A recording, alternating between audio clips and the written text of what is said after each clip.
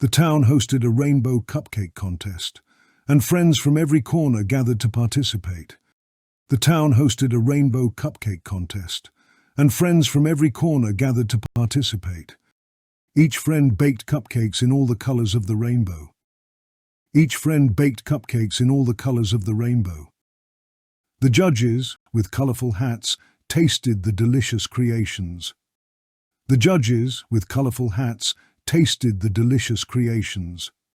Sarah's blueberry cupcakes won the bluest cupcake award, and Tom's strawberry ones won the reddest cupcake prize. Sarah's blueberry cupcakes won the bluest cupcake award, and Tom's strawberry ones won the reddest cupcake prize. The town decided to have a cupcake contest every month, creating a rainbow of sweetness in their lives. The town decided to have a cupcake contest every month, creating a rainbow of sweetness in their lives.